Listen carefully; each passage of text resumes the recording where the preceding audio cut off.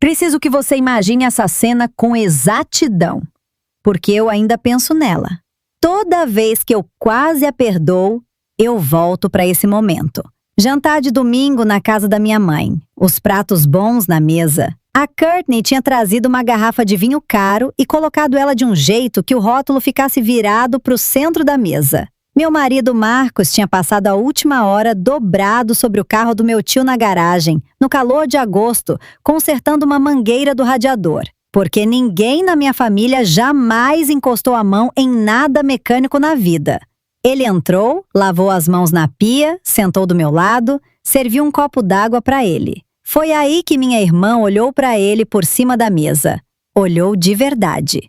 Do jeito que ela olha quando já decidiu o que sente e agora só está entregando. Ela sorriu.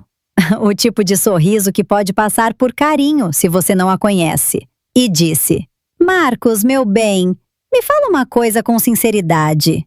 Não cansa, não? Passar a vida inteira embaixo do carro dos outros? E riu. Logo em seguida, como se fosse brincadeira, como se fosse carinhoso. Aquela entrega específica que ela tem de falar algo cruel e depois ficar com cara de inocente quando alguém se ofende. Minha mãe fechou os lábios. Meu tio pigarreou. Alguém pegou o pão. E o Marcos? Marcos pegou o garfo, cortou a comida e disse: não, uma palavra. Sem defensividade, sem rispidez, sem constrangimento. Só flat. Como se a pergunta não merecesse mais de uma sílaba. Ele continuou comendo. A mesa seguiu em frente. Eu fiquei ali furiosa, envergonhada e furiosa, olhando para o lado do rosto dele, tentando entender por que ele não estava mais com raiva. Porque eu conheço meu marido. Sei quando ele está engolindo. Sei quando algo não vale o esforço. Não era nenhum nem outro. Ele tinha a cara de um homem que já tinha lido a última página do livro que ela achava que estava escrevendo. Eu ainda não entendia isso, mas ia entender. Você não consegue entender o que aconteceu sem entender exatamente que tipo de pessoa é a Courtney. Então deixa eu te contar. Ela é 4 anos mais velha que eu e tratou essa diferença como um título desde que a gente era criança. Ela ficou com um quarto maior, as roupas melhores, o fundo de faculdade que não secou no meio do caminho. É a filha que minha mãe apresenta primeiro nas festas. A que tem o recado retornado no mesmo dia. Ela é diretora de marketing numa agência no centro. Dirige um carro alugado que ela troca a cada 2 anos. Usa roupas calculadas para te fazer sentir mal vestida no segundo que ela entra. No ano passado, ficou noiva de um homem chamado Derek. Dinheiro de família antiga. O tipo cujo sobrenome você reconheceria se fosse do nosso estado. Derek é bonito de um jeito suave e não ameaçador, e está completamente, constrangedoramente apaixonado por ela. Em toda medida externa, ela é a que venceu.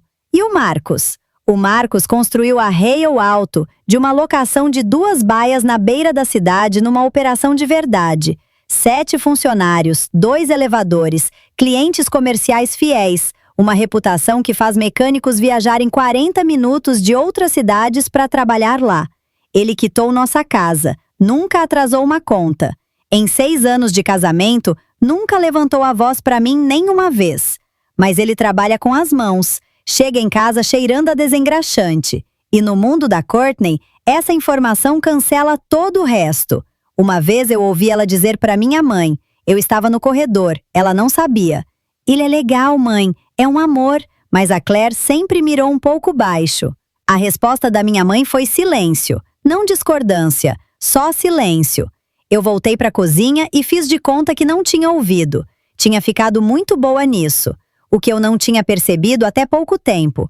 O Marcos nunca parecia surpreso quando a Courtney dizia essas coisas. Nem magoado, nem com raiva.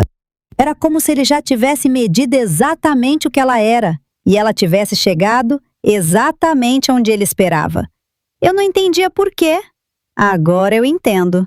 E é o tipo de coisa que te tira o sono quando você finalmente vê. Na manhã seguinte ao jantar de domingo, o Marcos estava quieto no café da manhã. Não emburrado, não magoado. Só dentro da própria cabeça, focado de um jeito que tinha textura. Eu perguntei se a Courtney tinha conseguido mexer com ele. Não, ele disse. Você não precisa fingir. Ele olhou para cima. Claire, estou bem. Só pensei numa coisa. O quê? Ele envolveu a caneca com as duas mãos. Provavelmente nada. Não se preocupa. Eu deixei passar. Somos casados há 6 anos. Eu sei o que provavelmente nada significa quando o Marcos fala. Significa que ele está segurando alguma coisa, até ter peso suficiente para entregar. Ele não especula em voz alta. Ele espera. Confirma. Aí fala.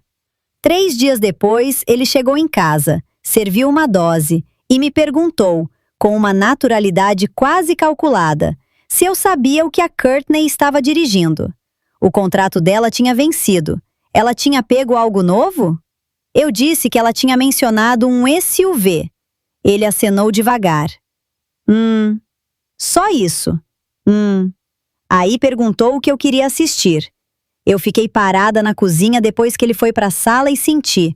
Aquele alarme específico que mora no peito e ainda não tem nome. Não medo, não suspeita. Só a sensação de que em algum momento nos últimos 60 segundos ele tinha encontrado a resposta de uma pergunta que eu não tinha ouvido ele fazer. Alguma coisa já estava em movimento. Eu só não sabia o que ainda. 4 dias depois, o Marcos me ligou do trabalho. No meio da tarde. Ele nunca liga no meio do dia. Manda mensagem sempre. Ligação significa que precisa ser dito em voz alta. Eu atendi. Ele disse: "Passa aqui hoje à tarde se puder." "Está tudo bem?" Uma pausa. Meio segundo a mais. "Sua irmã está aqui." Eu pedi para ele repetir. "A Courtney, minha irmã, na Rio Alto." Parada no estacionamento que ela normalmente atravessaria a rua para evitar. Eu fui de carro e a avistei da entrada. Ela estava no estacionamento com uma blusa de seda creme e escarpão de bico no asfalto que cheirava a óleo e calor de verão, ao lado de um carro que eu nunca tinha visto ela dirigir. Um Mercedes S-Class cinza grafite, tão novo que os pneus ainda tinham aquele acabamento perfeito de fábrica. O tipo de carro que não tem o que fazer numa oficina popular do nosso lado da cidade, a não ser que algo tenha dado muito errado. A Courtney olhou quando ouviu meu carro entrar, e a expressão dela fez algo que eu nunca tinha visto. Rachou, só por um segundo. Alívio e humilhação brigando no rosto dela, antes que ela travasse tudo de volta em algo composto. "Acendeu uma luz de aviso", ela disse antes que eu abrisse a boca. "Precisei dar uma olhada." "De quem é esse carro?" "De uma amiga, emprestei." Rápido demais. A resposta veio rápido demais. Do jeito que vem quando você ensaiou no caminho. O Marcos já estava circulando o veículo. Devagar, deliberado, sem performar nada. Só fazendo o que ele faz, que é ler um carro do jeito que outras pessoas leem um ambiente. A Courtney acompanhava com os olhos o tempo todo. Não do jeito que você observa um mecânico trabalhando. Do jeito que você observa alguém que está tentando calcular, decidindo se pode confiar ou ameaçar. "Preciso que isso fique pronto hoje", ela disse. "Rápido, e prefiro não ter muito papel."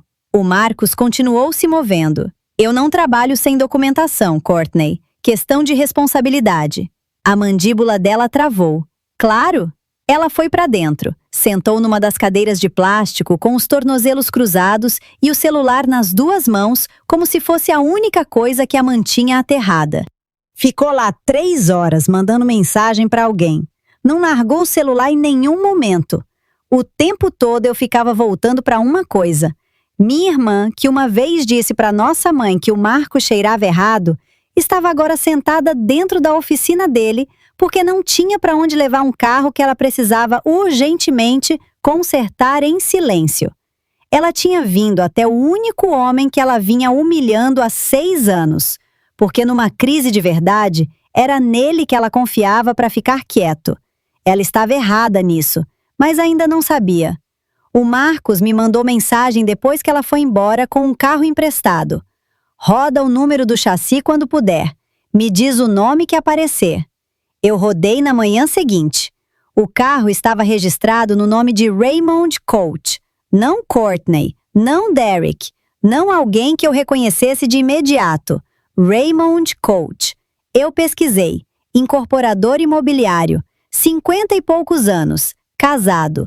Baseado aqui, com perfil suficiente para aparecer em revistas de negócios e um LinkedIn com foto profissional feita por alguém que cobra caro. O tipo de homem chamado de pilar da comunidade em eventos beneficentes, enquanto a esposa sorria ao lado. Ele também era sócio de negócios do pai do Derek, há mais de uma década. Continuei rolando. Achei uma foto de um gala de caridade de 8 meses atrás. Raymond Coach de smoking. Minha irmã de vestido verde escuro que eu nunca tinha visto, perto o suficiente dele para que quem cortou a foto claramente tivesse decidido que estava tudo bem. Não estava. Liguei para o Marcos. Ele atendeu na hora. Você achou? Ele disse. O carro é do Raymond Coach. É. Marcos, o Bluetooth! O último dispositivo sincronizado estava salvo como R. Minha boca secou. Tinha mais uma coisa, ele disse, mais baixo. No porta-luvas. Uma chave só, numa argola simples de prata. Sem etiqueta, sem identificação. Novinha, sem nenhum desgaste nos dentes. Chave de apartamento, não de casa. Perfil diferente. Eu sentei no chão da cozinha. É literal. Os meus joelhos tomaram a decisão sozinhos e eu acabei encostada no armário com o celular no ouvido e o ambiente muito, muito quieto. Marcos, há quanto tempo você sabia disso? Eu não sabia, eu suspeitava. São coisas diferentes. E tem mais. Preciso te contar uma coisa sobre onde eu já vi aquele carro antes. Me conta. 6 meses atrás, um dos meus rapazes foi fazer uma visita de emergência. Bateria descarregada. Estacionamento do Ashford Inn, aquele hotel menor no leste, saindo pela Rota 9. Você conhece? Eu conhecia. O tipo de lugar que aluga por noite e não faz pergunta. O carro naquele estacionamento era um Mercedes S-Class cinza grafite, mesmo chassi. Eu não respirei. A mulher que desceu para encontrar o técnico não era Raymond Coach, era a Courtney. Ela pagou em dinheiro, não reconheceu o caminhão. O logotipo da gente fica na lateral, não no capô. Deu uma gorjeta de R$ 30 e foi embora. Meu rapaz comentou quando voltou porque algo tinha parecido estranho. Eu consultei o chassi, registrei e esperei. E aí? Ele disse. 6 meses depois, ela trouxe o carro direto para mim. Aqui está o que eu entendi naquele momento. E aqui está onde eu ainda estava errada. Raymond Coach, o próprio sócio de negócios da família do Derek, um homem casado com esposa, cargo em conselho de ONG e aperto de mão simpático. Estava transando com minha irmã há pelo menos 8 meses, talvez mais. Ela estava andando pelo mundo no carro dele, usando ele para encontros sigilosos em hotéis, guardando a chave dele no porta-luvas como se fosse um segundo jogo de chaves de casa. Ela fazia tudo isso enquanto estava noiva do Derek, enquanto ia visitar espaços de casamento, enquanto deixava nossa mãe chorar em cima de listas de convidados. O homem com quem ela estava se encontrando tinha feito um brinde na festa de noivado dela. Tinha dado um aperto de mão no Derek naquela mesma noite. Tinha abraçado a própria esposa. Tinha sentado à mesa com o pai do Derek, seu sócio, e sorrido. Eu achei que era isso, a traição, o noivado destruído, a humilhação merecida que estava por vir. Eu estava errada. O que eu tinha era a superfície, a camada feia e óbvia. A parte que te faz soltar um "nossa" e achar que entendeu tudo. O que estava por baixo era mais frio, mais calculado. E quando eu finalmente enxerguei, entendi por que minha irmã tinha ficado tão completamente tranquila em cada jantar de família dos últimos 2 anos. Ela não estava escondendo uma traição. Ela estava administrando um sistema. A Courtney voltou buscar o carro 2 dias depois. O Marcos tinha a nota fiscal pronta, discriminada, impressa, trilha de papel completa. Ela olhou para ela como se fosse uma prova no inquérito. É muita documentação para uma luz de aviso, ela disse. Procedimento padrão. Ela olhou em volta da oficina devagar, depois abaixou a voz. aquele movimento específico dela quando quer que você sinta que está recebendo algo valioso. Marcos, eu sei que você é um homem inteligente e sei que você tem o tipo de ética que te faz querer fazer tudo pelo livro. Ela pausou, mas às vezes o livro não captura o quadro completo. Às vezes as pessoas entram em situações complicadas e só precisam de um pouquinho de compreensão, um pouquinho de privacidade. Ele continuou com os olhos na prancheta, anotando alguma coisa. Eu também sei, ela continuou, que uma oficina como essa funciona na base da reputação, das relações, e que tem pessoas no meu círculo, a família do Derek especificamente, que são do tipo que podem abrir ou fechar uma porta de recomendação com um único telefonema. Ela deixou isso pairar no ar. O Marcos largou a prancheta, pegou um pano de limpeza, começou a limpar as mãos. Ainda não tinha olhado para ela. Aí olhou. E eu quero que você pare aqui. Ele olhou para ela por um segundo longo e neutro, sem raiva, sem desprezo, só com aquela paciência de olhos claros que é de algum jeito mais perturbadora do que qualquer uma das duas, e disse: Courtney, eu consertei um carro e anotei tudo. Esse é o meu trabalho. A nota é sua. A cópia fica nos meus arquivos. Boa viagem. Ela ficou olhando para ele, procurando ponto de pressão, procurando onde enfiar os dedos. Não achou nada.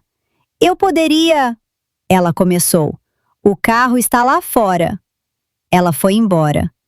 Ela tinha entrado naquela oficina esperando administrar alguém abaixo dela.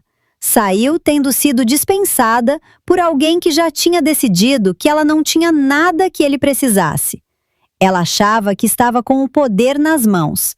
Ela o entregou no momento em que passou pelo portão dele. Vou ser honesta sobre a semana seguinte, porque preciso que você entenda como é fácil se convencer.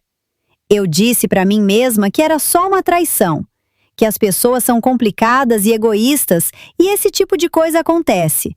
Que talvez a Courtney fosse confessar. Talvez ela terminasse com o Raymond. Talvez o Derek descobrisse por outro caminho e eu pudesse manter minhas mãos limpas. Eu disse para o Marcos que achava que a gente devia deixar para lá. Ele disse, tudo bem. Só isso, sem argumento, sem pressão. Ele ficou quieto do jeito que fica quando decide deixar você chegar a algum lugar no seu próprio tempo. Mas eu não conseguia parar de puxar os fios. A cronologia estava me incomodando. A Courtney e o Derek tinham ficado noivos 14 meses atrás. A traição, com base no que o rapaz do Marcos tinha registrado naquele hotel, tinha começado há pelo menos 8 meses, o que significava que ela tinha aceitado um pedido de casamento e então, 6 meses depois, começado a se encontrar com um homem casado, velho o suficiente para ser o pai dela. Isso não era fraqueza, não era paixão, era matemática. Eu pensei no carro, um presente. Você não empresta um carro assim, você dá. Eu pensei na chave do apartamento, privada, mantida em silêncio. No nome de quem? Eu pensei na forma como ela tinha ameaçado Marcos, mencionando especificamente a família do Derek, a rede deles, a influência deles. Por que uma mulher supostamente apaixonada por alguém recorreria imediatamente a essa ameaça? Por que o primeiro instinto dela era proteger o noivado?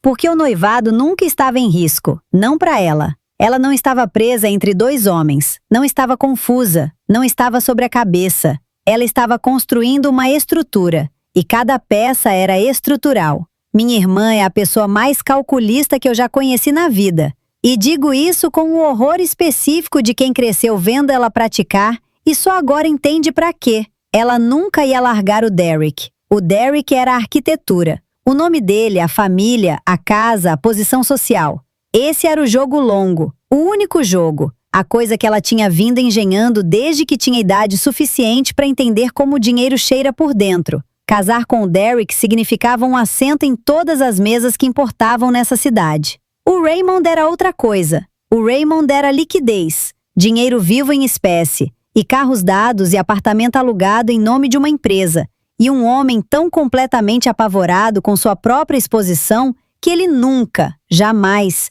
conseguiria se afastar dela. Ela tinha se tornado indispensável à vida secreta dele. Os presentes, o acesso, o arranjo, era dependência mútua, mas ela tinha estruturado tudo de modo que guardava mais poder do que ele. Se o Derek recuasse por qualquer razão, Se o Raymond ameaçasse recuar, ela tinha informação suficiente para tornar isso extremamente doloroso para o casamento dele, para o negócio dele, para a sociedade com o pai do Derek. Ela tinha construído uma rede de segurança sob cada arame. Ela ia descer o altar num vestido que custava mais do que um carro, sorrir para a mãe do Derek e então continuar vendo o Raymond num calendário discreto que eles tinham combinado, usando o terror de escândalo de um homem como uma fonte financeira confiável, indefinidamente. E a única pessoa que poderia atrapalhar tudo isso, a única que tinha as provas, a cronologia, o chassi, os papéis, a fotografia da chave, era o homem que ela tinha descartado tão completamente que ela levou o carro direto para a oficina dele. O homem que ela chamava de só um mecânico em cada jantar de família por 6 anos. Quero que você pense em como foi catastroficamente idiota isso. A festa de noivado foi na propriedade da família do Derek. Buffet completo, quarteto de cordas durante o coquetel, manobrista na entrada. O tipo de noite onde cada taça parecia cara e cada sorriso era ensaiado. A Courtney estava de marfim. Não branco, marfim, porque ela obviamente saberia a diferença e quereria que todo mundo soubesse que ela sabia. Ela estava ao lado do Derek como se já tivesse entrado no sobrenome dele. Polida, intocável. Exatamente a versão de si mesma que ela tinha vindo construindo por anos. O Raymond Coach estava lá também. Claro que estava. Perto do bar, uma mão em volta de um drink, a esposa ao lado, circulando pelo ambiente com aquele charme relaxado, cívico e respeitável que homens como ele usam como um segundo terno. A Courtney cruzou com ele 2 vezes antes do jantar. Nas 2 vezes, eles acertaram na dose certa, sem hesitação, sem calor, sem tensão evidente. Contato visual suficiente para registrar, insuficiente para alarmar. Se eu não soubesse, teria passado batido. O Marcos e eu mal tínhamos entrado quando a Courtney veio nos recepcionar. E por recepcionar, quero dizer dar mais uma alfinetada nele na frente de uma plateia. Ela olhou para o Marcos, depois para o manobrista atrás da gente e sorriu. Me diz que você não deixou nada pingando na entrada, ela disse. Alto o suficiente para os primos do Derek ouvirem. Eles são um pouco protetores com a pedra. Algumas pessoas riram. Não porque fosse engraçado de verdade, porque pessoas como a Courtney fazem a crueldade soar socialmente segura. Eu senti aquela vergonha quente e familiar subir no pescoço, aquela raiva impotente de sempre, aquele instinto idiota de suavizar tudo. O Marcos nem piscou. Ele ajeitou o punho da camisa, olhou para ela e disse: Ainda bem que eu sei como deixar um lugar mais limpo do que encontrei. Isso teve uma reação diferente, não risada, uma pausinha, breve, mas real. A Courtney sorriu como se não tivesse ouvido a farpinha, como se tivesse ganhado mesmo assim.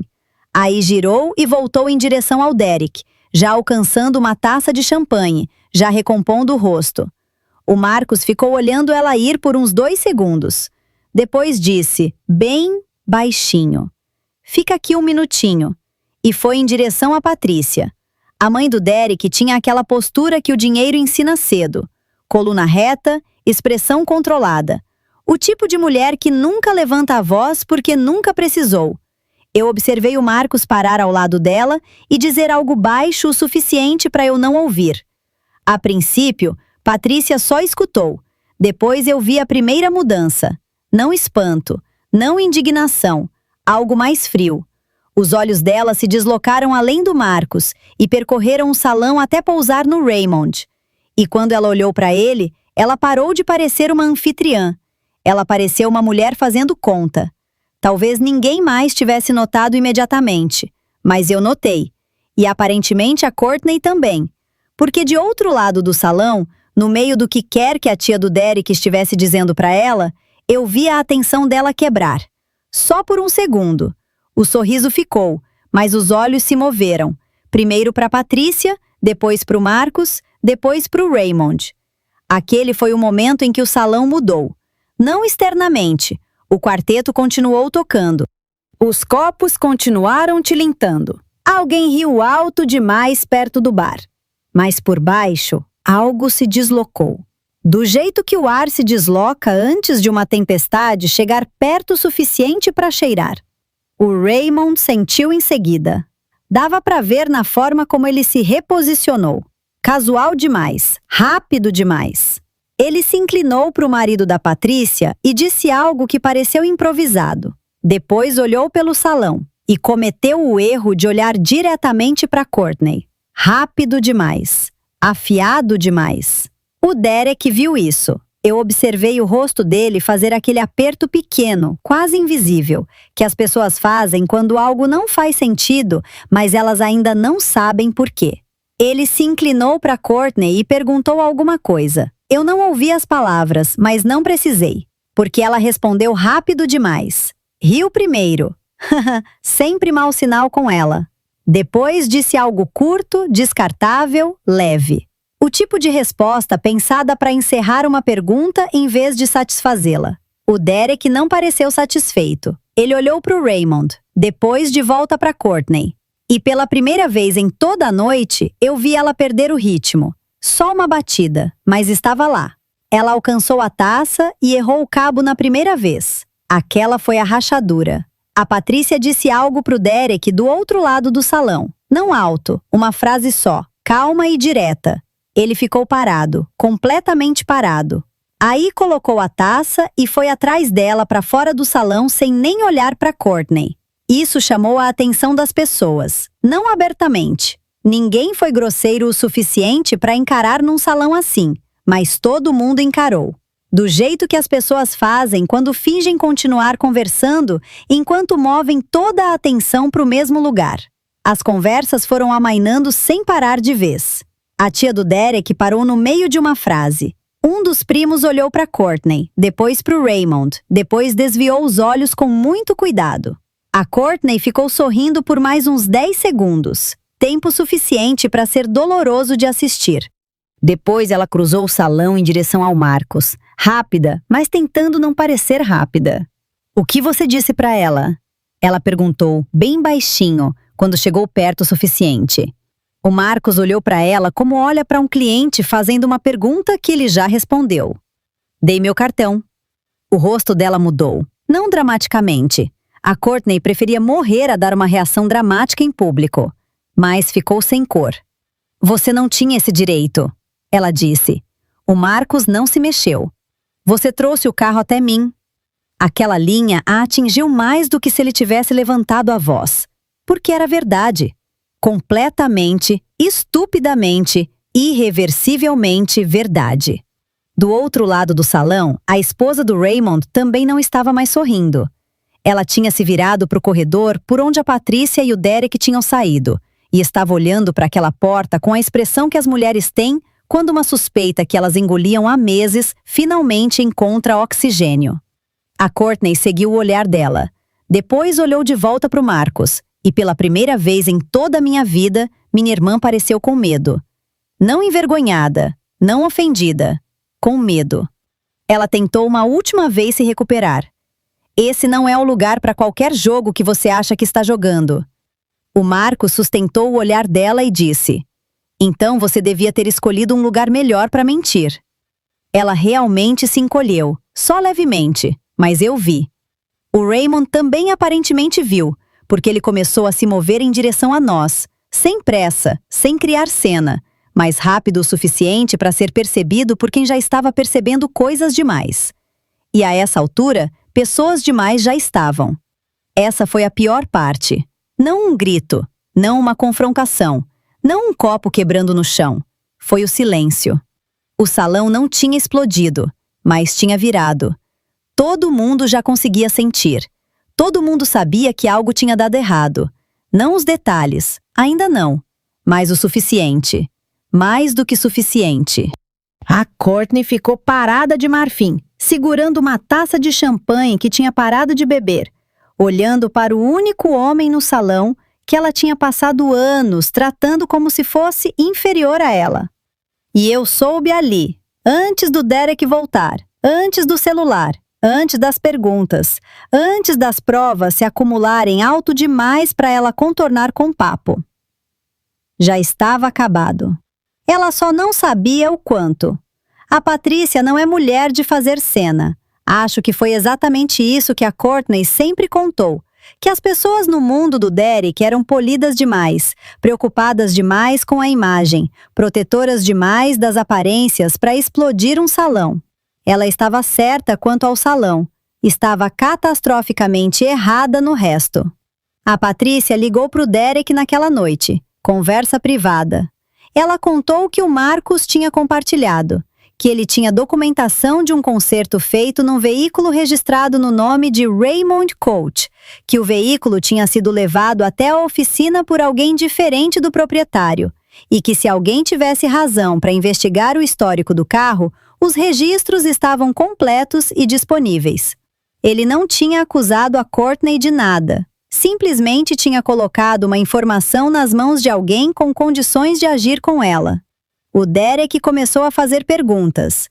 O carro foi confirmado como presente do Raymond, documentado em mensagens que o Derek encontrou quando pediu para ver o celular da Courtney, e ela hesitou exatamente 1 segundo a mais antes de entregar. O histórico de navegação do carro mostrava 14 visitas a um endereço do outro lado da cidade. Esse endereço era um apartamento. O apartamento estava alugado em nome de uma holding que o advogado do Raymond tinha montado. A chave do porta-luvas, que o Marcos tinha fotografado e registrado no prontuário de serviço, se encaixava na porta. A esposa do Raymond contratou o advogado dentro de 1 semana. A auditoria financeira que ela exigiu trouxe à tona as transferências em espécie. A Courtney tentou 4 explicações diferentes. O carro tinha sido emprestado de forma casual.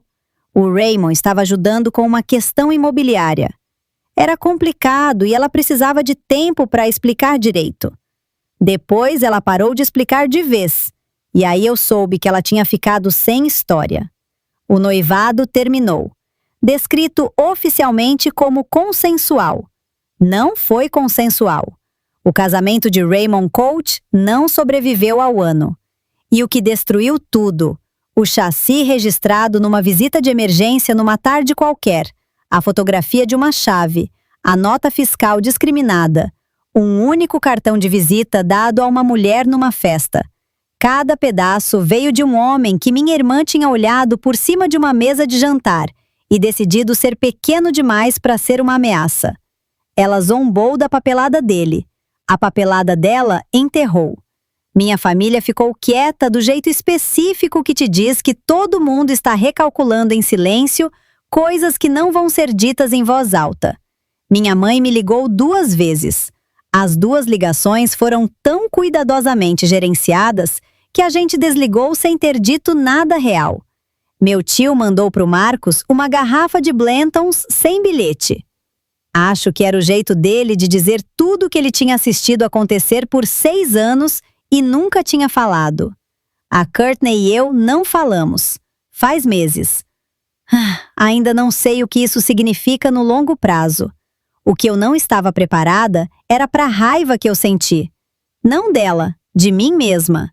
Por 6 anos, eu assisti minha irmã humilhar meu marido em cada reunião de família. E eu administrei isso. Suavizei. Disse a ele que ela não queria dizer assim, ou que era o jeito dela, ou que não valia a briga. Eu a protegi de consequências que ela merecia, repetidamente, porque ela era minha irmã e eu não sabia como parar. E o Marcos tinha sentado à mesa em frente a ela em todos esses jantares e ficado quase em silêncio. Não porque era fraco, não porque tinha medo dela, porque já tinha feito a medição completa dela, decidido que não valia o fogo e voltou para a comida. Ele tinha me protegido da explosão. Guardando a informação com cuidado, sem detonar sem prova, esperando até ter algo sólido o suficiente para colocar nas mãos certas. E então colocando, em silêncio, sem performance e sem crédito. Ele nunca levantou a voz. Nunca fez sobre ele mesmo. Nunca precisou que a sala soubesse o que tinha feito. Eu fico pensando no jeito que ela olhou para ele por cima da mesa, no jeito que sorriu, no jeito que achou que estava esmagando algo frágil.